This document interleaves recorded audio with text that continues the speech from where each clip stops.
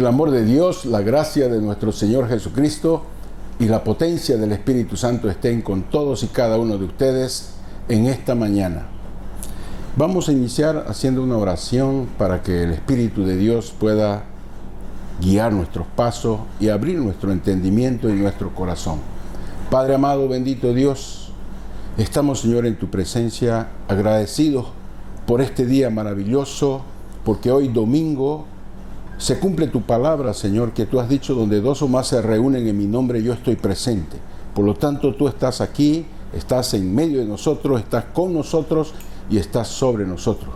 Fiscaliza todo lo que sale de mi boca, que no salgan palabras torpes, doctrinas humanas, pensamientos de hombre, sino que sea tu santa palabra de Dios, tu santa palabra que nos da convicción de aquello que tenemos que hacer para ser personas perfectas ante tu presencia.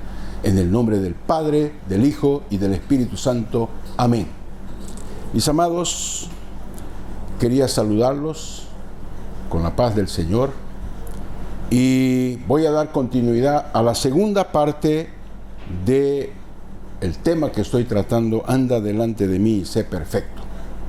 Hoy vamos a hablar sobre la doctrina de la perfección. Hebreos capítulo 6, versículo 1 y 2 dice: por tanto, dejando ya los rudimentos de la doctrina de Cristo, vamos adelante a la perfección, no echando otra vez el fundamento del arrepentimiento de obras muertas, de la fe en Dios, de la doctrina de bautismo, de la imposición de mano, de la resurrección de los muertos y del juicio eterno. El apóstol Pablo estimula a sus consiervos a dejar atrás los rudimentos, la base de la doctrina de Cristo, ir adelante hacia una doctrina mucho más amplia, mucho mejor, que habla de la doctrina de la perfección, de la madurez espiritual del creyente. Porque en realidad hay dos objetivos que son inalcanzables para el hombre hecho de carne, lógicamente hablando, sin la ayuda de la palabra de Dios y del Espíritu Santo. Entonces, pero es justamente andar delante del Señor y ser perfecto. Son cosas imposibles para el hombre carnal. Génesis 17, versículo 1 dice: era Abraham de edad de 99 años cuando le apareció Jehová y le dijo: yo soy el Dios Todopoderoso, anda delante de mí y sé perfecto. Andar delante del Señor es tomarle en cuenta en toda nuestra manera de vivir. Y es también llegar a ser una persona madura, encontrar el camino de la madurez, desarrollando el fruto del Espíritu en nuestra vida, que es la manifestación del amor, amar como Jesús ama. Entonces, si Dios ordenó esto a Abraham hace 4,000 años atrás, cuando no había la palabra de Dios escrita y no había el derramar del Espíritu Santo, hoy en día es posible. Nuestro patrón de crecimiento tiene que ser esclarecido para todo creyente, que estamos en ventaja. El Señor nos dice: anda delante de mí y sé perfecto. Es porque eso se puede, con la ayuda de la palabra y con la ayuda del Espíritu Santo. No erráis por esto, porque no conocéis las Escrituras ni el poder de Dios. Entonces veamos, mis amados, la palabra de Dios nos exhorta a seguir nuestro crecimiento espiritual, no solamente satisfacernos con nacer de nuevo, con tener restaurada la relación con el Señor, porque eso es salvación, sino crecer hasta llegar a la estatura de varón perfecto. Entonces, para eso hay un consejo de Pablo directamente. Dice: no volviendo otra vez a las cosas básicas. ¿Cuáles son las cosas básicas? Primero, la conversión, el abandono de las obras muertas. Segundo, adquirir la fe en Dios. Tercero, las enseñanzas sobre el bautismo. Cuarto, el imponer las manos a los creyentes. Quinto, la resurrección de los muertos. Y sexto, el juicio eterno. Esos son considerados los cimientos de la doctrina cristiana. Todo cristiano que no maneja esta base no tiene base sólida. Entonces, pero dice el apóstol Pablo, caminemos hacia adelante, no nos quedemos estacionados con lo básico. Entonces, esta es la llamada doctrina de la perfección que quiero hablar hoy. Hoy en día, cuando vemos los púlpitos, se habla mucho de el suceso de los creyentes, de cómo el creyente es provisto por la mano de Dios milagrosa, cómo entonces usted puede llegar a ser un servidor, un apóstol, un profeta, un evangelista famoso, un hombre que interfiere. Yo no estoy diciendo que esas cosas sean malas, pero nos desvía un poco de la esencia del evangelio. ¿Sabe? El Señor Jesucristo está ordenando a su pueblo en ese tiempo a buscar la perfección. Y cuando leemos en Hebreos 6, versículo 1, es el Nuevo Testamento, dice: por tanto, dejando ya los rudimentos de la doctrina de Cristo, vamos adelante a la perfección. Entonces, si alguien es cristiano y realmente anhela ser un verdadero siervo fiel, la primera cosa que el Espíritu Santo va a poner es querer andar en intimidad con Dios. Y eso trae que nosotros aborrezcamos el pecado. Andar en la presencia del Señor equivale a aborrecer el pecado. Isaías 59, versículo 1 y 2 dice: he aquí que no se ha acortado la mano de Jehová para salvar, ni se ha agravado su oído para oír, pero vuestras iniquidades han hecho división entre vosotros y vuestro Dios, y vuestros pecados han hecho ocultar de vosotros su rostro para no oír.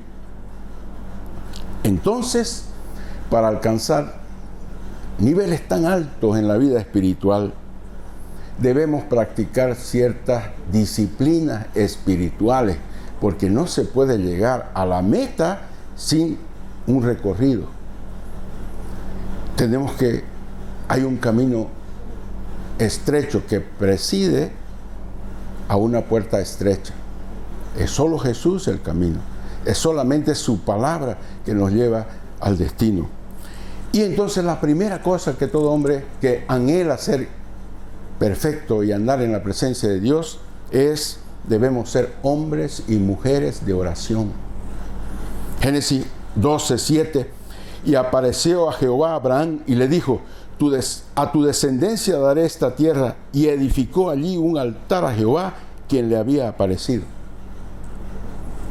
Cuando Dios se aparece en la vida de algún creyente, cuando Dios se manifiesta en la vida de un creyente, brota la necesidad de tener intimidad con Él, de levantar altares. Y yo te pregunto en esta mañana: ¿cómo está el altar de tu casa? ¿Cómo está el altar privado? ¿Cómo está el altar de la iglesia? ¿Cómo está tu vida de oración? Entonces, cuando miramos a los grandes hombres de Dios que marcaron historia, nos damos cuenta que fueron grandes amigos de Dios, en primer lugar, lo lógico. ¿Con quiénes nosotros tenemos conversas íntimas? No es con nuestros amigos. ¿O será que usted sube a un ómnibus y al vecino usted le va a contar sus desgracias, las cosas que está necesitando y todo? No. ¿Por qué? Porque no lo conoce, porque usted no tiene intimidad. Pero si usted ejercita la oración, pasa a tener un amigo con quien usted puede confiar, y le abrimos de par en par nuestro corazón y podemos nosotros hacer nuestras solicitudes, y vemos que ese Dios no solamente es un amigo, es el Dios todopoderoso, que nos prospera, que nos ayuda, que nos entiende. Abraham fue un gran hombre de oración, fue un gran amigo de Dios. Santiago capítulo 2, versículo 23, y se cumplió la escritura que dice: Abraham creyó a Dios y le fue contado por justicia, y fue llamado amigo de Dios. Bien, ustedes saben, no estoy inventando la palabra. Sé que usted que está escuchando este mensaje es del Señor. Tal vez tú no lo sabes, pero yo quiero decirte que Abraham a pesar de vivir donde vivía, comprendió que había un solo Dios verdadero. Y esa es la diferencia. Entonces, él pasó de la idolatría a la monolatría o al monoteísmo. Existe un solo Dios. ¿Sabe? Él es Señor de tu vida. Él es Dios verdadero. ¿O tienes otros dioses? Yo te pregunto en esta mañana. ¿Sabe? Tan así es amigo de Dios Abraham, que cuando pensaba hacer con Sodoma, quemarlo, lo primero que hizo fue comunicarle a su amigo lo que pretendía hacer.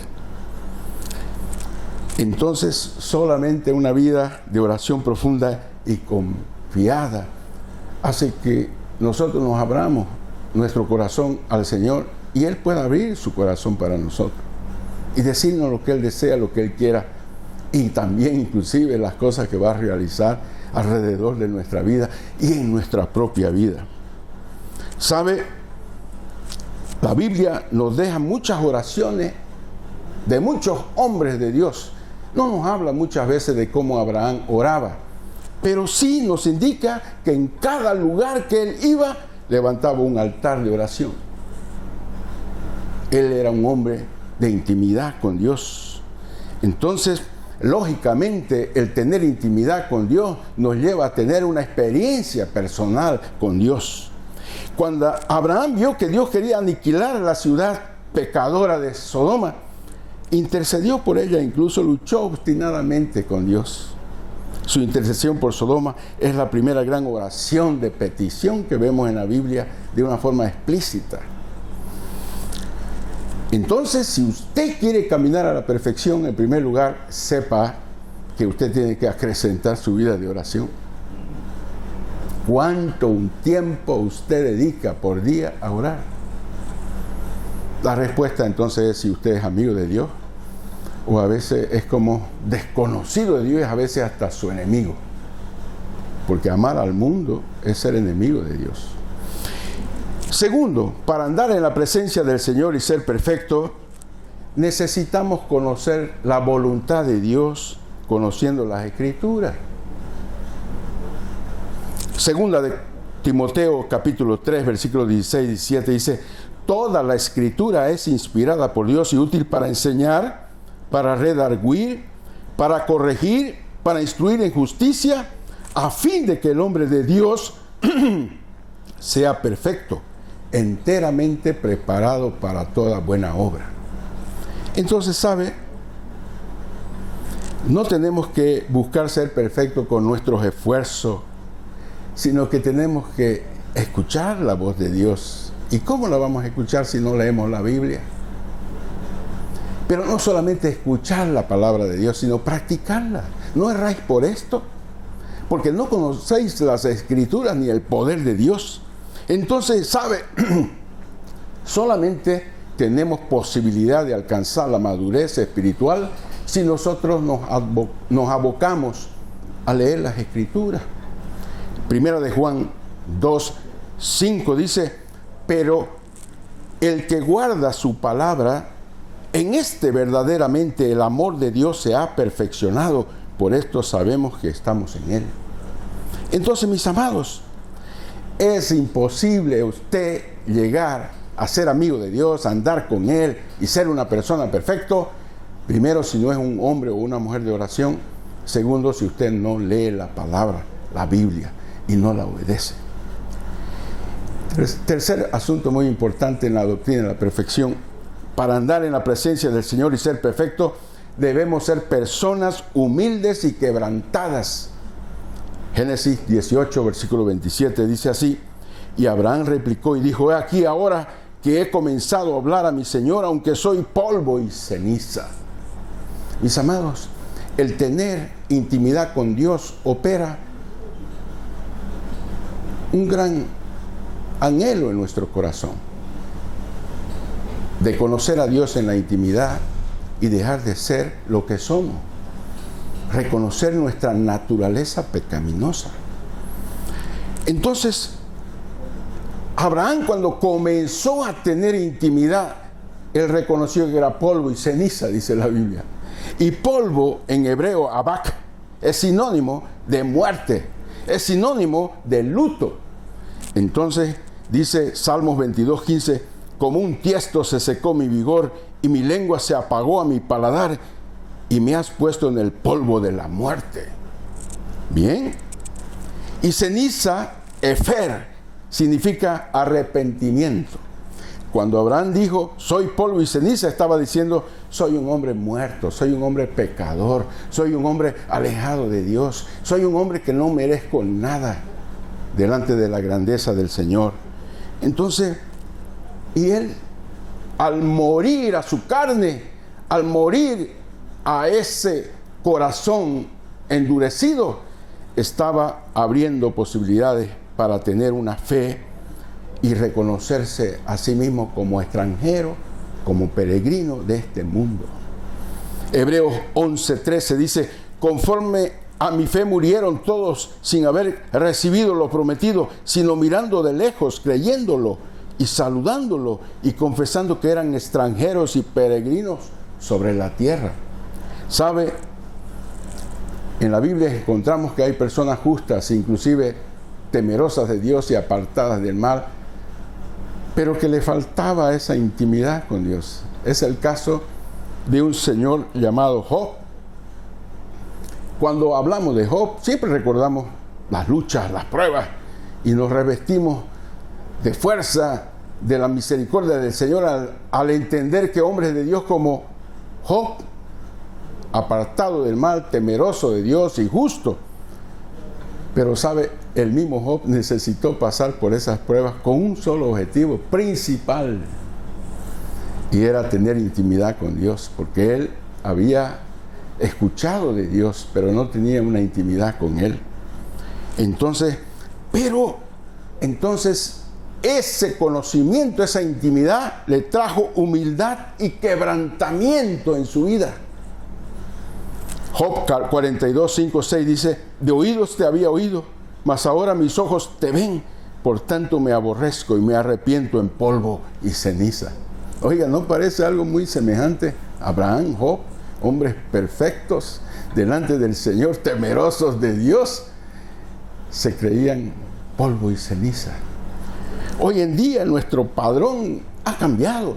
Hoy nos hallamos los grandes profetas, los grandes predicadores. Entonces estamos pensando en predicar y llevar a las multitudes de rodillas, no para sentirnos un instrumento de Dios, sino como los tipos de la película. ¿No le parece esa historia media rara? Entonces, ¿sabe? Cuando un hombre es quebrantado, molido, reducido a nada, está pronto para ser usado por Dios. El propio Elías, cuando él sintió que tenía poder para destruir a los profetas de Baal, fue llevado a tener una prueba, perseguido por una mujer, meterse en una cueva y reconocer que no era nadie, que no era mejor, ni siquiera mejor que su padre. Entonces, mis amados, es así que si nosotros no somos personas quebrantadas y humildes, no tiene espacio Dios en nuestro corazón. Isaías 62:2 dice, 66:2 dice así, mi mano hizo todas estas cosas, y así todas estas cosas fueron, dice Jehová, pero miraré a aquel que es pobre y humilde de espíritu y tiembla a mi palabra. ¿Sabe, mis amados? Las ofrendas a Dios son un espíritu dolido y un corazón quebrantado, un corazón hecho pedazo por reconocer su pequeñez delante del Señor. El Salmo 51, versículo 17 dice, los sacrificios de Dios son el espíritu quebrantado, al corazón constricto y humillado, no despreciarás tú, oh Dios. Si un hombre tiene, hablo de un hombre de Dios, tiene tantas cualidades, la sabiduría de Salomón, el corazón de David, la fuerza de Sansón, la justicia de Noé, el valor de Gedeón, pero si aún se cree que es algo muy importante delante del Señor por la grandeza de su vida, no sirve para nada. Pero al contrario, si aún con esas cualidades se considera ignorante, débil, pequeño, salido del polvo, de la ceniza. Si aún reconoce, en vez de decir, tantos años trabajé para el Señor y la iglesia no reconoció, en vez de decir, cuánto el Señor hizo por mi vida, por mi matrimonio. ¿Somos ciegos acaso? ¿Por qué no somos reconocidos de nuestra pobreza, de nuestra pequeñez? El ejemplo de Pablo apóstol. Él se consideraba el último de todos. Tremendo, ¿no? El mayor de los discípulos del Señor se consideraba el más pequeño. 1 Corintios 15, 8, 10 dice, y al último de todos, como un abortivo, me apareció a mí, porque yo soy el más pequeño de los apóstoles, que no soy digno de ser llamado apóstol, porque perseguía la iglesia de Dios. Pero por la gracia de Dios soy lo que soy, y su gracia no me ha sido en vano para conmigo. Antes he trabajado más que todos ellos, pero no yo, sino la gracia de Dios conmigo. Vea usted, hoy en día existe un espíritu contrario. Las personas buscan el apostolado, título. Buscan ser el profeta, título. Pero no buscan la esencia de un apóstol, de un profeta. ¿Saben, mis amados? Mire usted el caso de la Virgen María. Me gusta hablar, porque sé que hay muchos católicos antiguos que sienten hasta un pesar no seguir a María. Yo quiero decirle a las mujeres que no deben de dejar de seguirla. Sus ejemplos, su vida, tiene que ser impactadas en sus vidas. Porque ella es una mujer valerosa, tiene un ejemplo poderoso. Era una mujer obediente a la palabra, conocedora de la voluntad de Dios, y era una mujer humilde, quebrantada de corazón. Lucas 1, 46, 48 dice, entonces María dijo, engrandece mi alma al Señor, porque ha mirado la bajeza de su sierva. Pues he aquí, desde ahora me dirán bienaventurada todas las generaciones. ¿No le parece algo similar esa historia de los grandes personajes de la Biblia? El cuarto asunto muy importante para andar en la presencia del Señor y ser perfecto es mortificar nuestra carne, morir a nuestras pasiones, a nuestros deseos y obedecer la palabra de Dios. Gálatas 5:24 dice, pero los que son de Cristo han crucificado la carne con sus pasiones y deseos. El Señor Jesucristo manda a los creyentes, a los discípulos, cargar una cruz. Y sabe, alguien dijo, pero la cruz que yo llevo es muy alta porque mi marido no sirve para nada. No, no es su marido la cruz, no es su mujer la cruz, no es el hermano chinchi, entre comillas. La cruz es su carne que tiene que ser crucificada. Tiene que ser muerta todos los días para obedecer la voz del Señor. Aquellos que son de Cristo han crucificado su carne con sus pasiones y deseos. Significa renunciar a su yo y darle espacio a Dios para que Él viva en usted. Abraham es modelo de mortificación y obediencia. Es tipo del sacrificio de Cristo por la humanidad a través de la mortificación y la obediencia en la cruz del Calvario. Génesis 22:12 dice así, no extiendas tu mano sobre el muchacho, ni le hagas nada, porque yo conozco que temes a Dios por cuanto no me rehusaste a tu hijo, tu único. Génesis 22:12. Mateo 26:39 dice, yendo un poco delante se postró sobre su rostro, orando y diciendo, Padre mío, si es posible, pasa de mí esta copa, mas no se haga lo que yo quiero, sino conforme tú. Jesús, mis amados, fue obediente hasta la muerte. Él tuvo que negar a sus propias pasiones, sus propios deseos. ¿Usted cree que fue fácil para Jesús cargar en su cuerpo inmaculado, sin pecado, todos nuestros pecados? ¿Usted cree que fue fácil para Jesús decir, venga, el pecado de prostitución, de violación, el pecado de homicidio, de todos los pecados cochinos de este mundo, vengan sobre mí?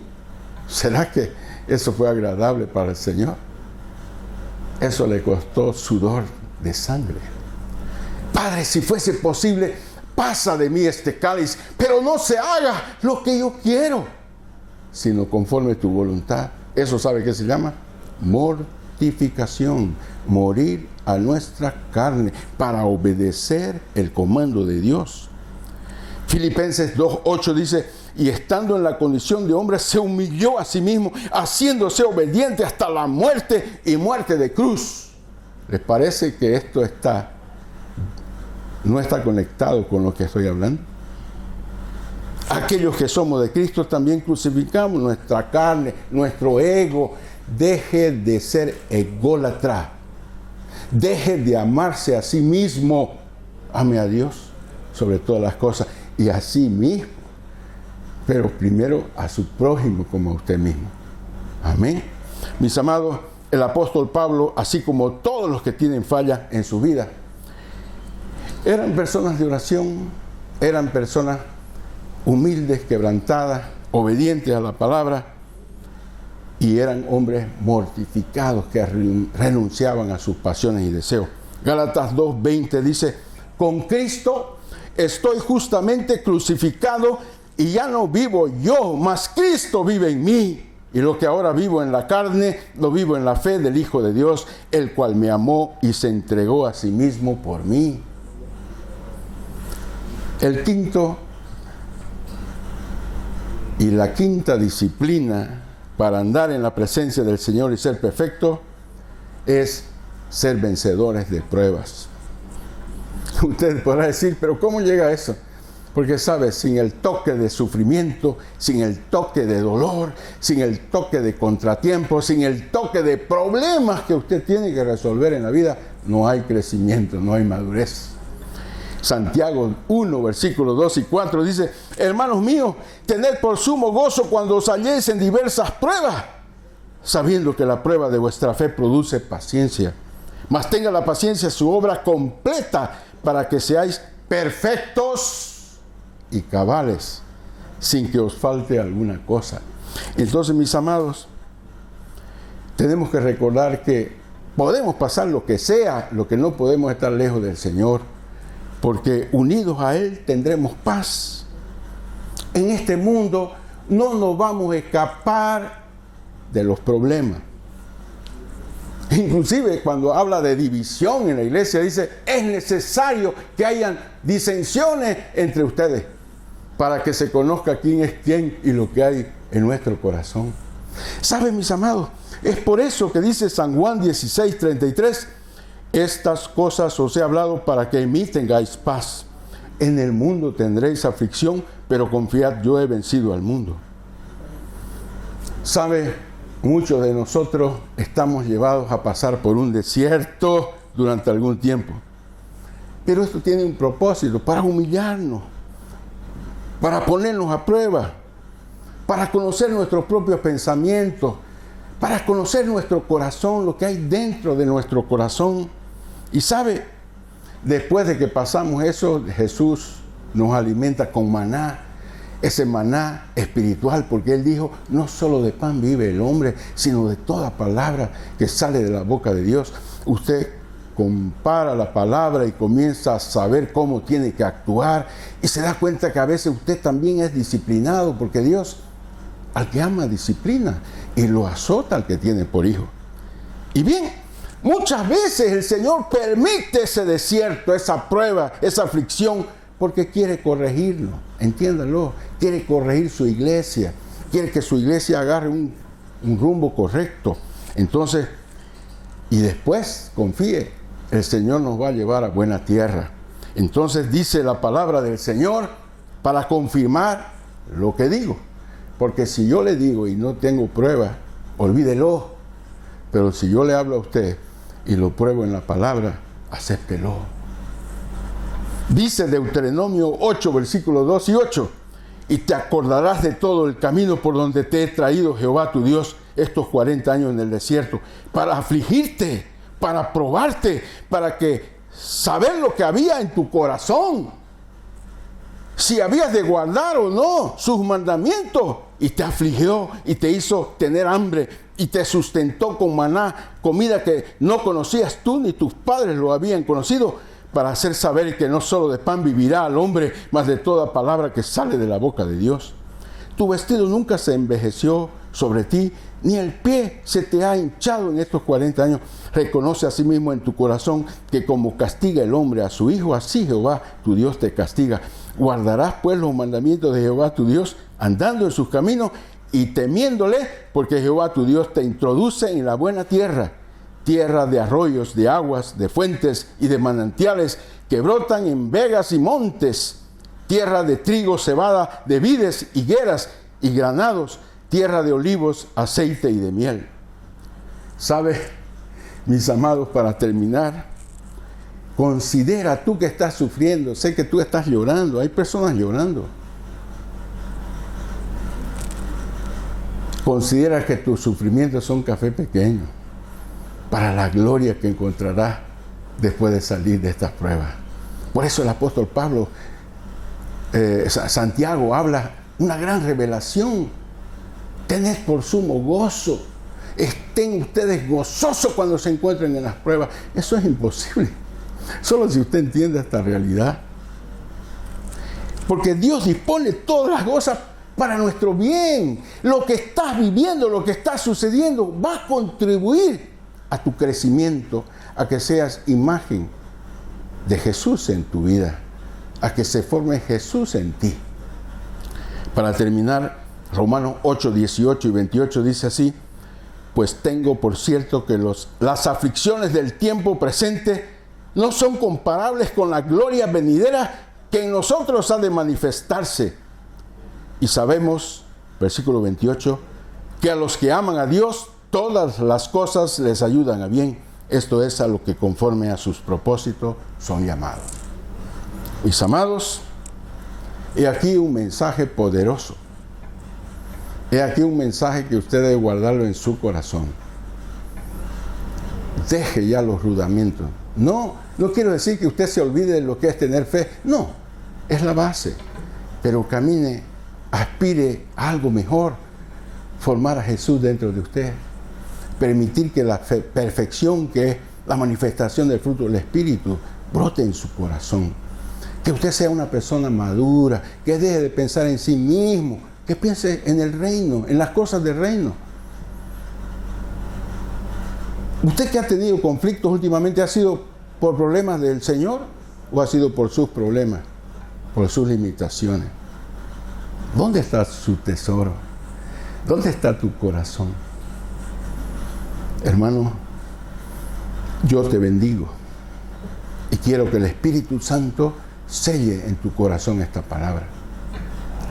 No mires mi apariencia, tal vez yo te guste, ahí es que soy tipo simpático, un gordito simpaticón, o tal vez tengas rabia de mí, pero ten respeto por la palabra de Dios y plántala en tu corazón, que eso va a ser efectivo para tu vida. En el nombre del Padre, del Hijo y del Espíritu Santo. Amén.